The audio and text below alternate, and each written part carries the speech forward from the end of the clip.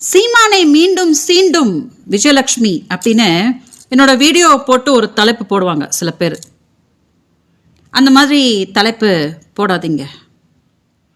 கர்நாடகாவில் இருந்து தமிழ் பொண்ணு பர்த் சர்டிஃபிகேட் கூட காமிச்சேன் தமிழச்சி அப்படின்னுட்டு. கர்நாடகாவிலேருந்து நான் தமிழ்நாடு மக்களுக்காக போராடிக்கிட்டு இருக்கிறேன். பெரியாரிஸ்டுங்க போராடிட்டு இருக்கிறாங்க, திமுக காரங்க போராடிட்டு இருக்கிறாங்க. ஆனால் தமிழ்நாட்டில் இருக்க சில பேர் எதுக்கு அப்படி கஷ்டப்பட்டு சீமானை வளர்த்து விட்டுட்டு இருப்பீங்க அப்படின்னு எனக்கு புரியல. நான் பாட்டுக்கு செவனேன்னு தான் இருந்தேன். நான் சீமானை சீண்டல. ஓகே, மீண்டும் சொல்கிறேன், சீமானு போல ஒரு தொடப்பக்கட்ட நாயை, ஒரு பிச்சைக்கார நாயை சீண்டி நான் பிரபலம் ஆகணும் அப்படின்றது எனக்கு அவசியமே கிடையாது.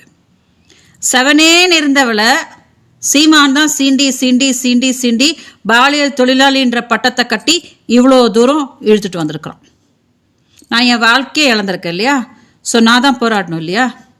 இதில் என்ன பிரச்சனைனா, எனக்கு கூட பிறந்த அண்ணன் தம்பிங்க யாராக இருந்திருந்தாங்கன்னா அவங்க இந்த மாதிரி கோர்ட்டு கேஸ் அப்படின்னா என்னை அலைய விட்டுருக்க மாட்டாங்க. நேராக சீமான் வீட்டுக்கு போய் வாடா வெளியில் அப்படின்னு ஒரு 4 வீசி என் தங்கச்சி என்னடா உனக்கு விபச்சாரி மாதிரி தெரிகிறாளா அப்படின்னு அங்கேயே சால்வ் பண்ணிட்டு வந்துட்டு இருப்பாங்க. ஆனால் எனக்கு யாரும் இல்லாதனால இப்போ இது கோர்ட்டு கேஸு அப்படின்லாம் அலைஞ்சிட்ருக்குறோம் இல்லையா? நடிகைங்கன்னா எங்களை ஒன்றும் பெற்று ரோட்டில் போட்டுடல, யார் வேணாலும் என்ன வேணாலும் பேசிட்டு போகலாம் அப்படின்னுட்டு சொன்னால் நான் நடிகைன்னா அவள் அங்கே மேய்ஞ்சிருப்பா இங்கே மேய்ஞ்சிருப்பான். நடிகர் சங்கம்லாம் நல்லா பலமாக இருந்துச்சுன்னா எனக்காக குரல் கொடுத்துருந்துருக்கணும் இல்லையா அப்பாவும்? ஆனால் யாரும் வீரலட்சுமி பாவம் பேசினாங்க, உடனே அவங்களுக்கும் நீ விளக்கு பிடிச்சியா, நீ டியூப்லைட் பிடிச்சியா அப்படின்னு அவங்கள போட்டு அசிங்கப்படுத்தி எல்லாம் பண்ணிட்டாங்க. அதனால் இப்போது நான் போராடிட்டு இருக்கும்போது எனக்கு நீங்கள் எந்த உதவியும் செய்ய வேணாம். ஆனால் ஏதோ தொட்டில் படுத்திருந்த குழந்தைய அப்படியே ஏதோ கிள்ளி விட்ட மாதிரி நியூஸ் போடாதீங்க.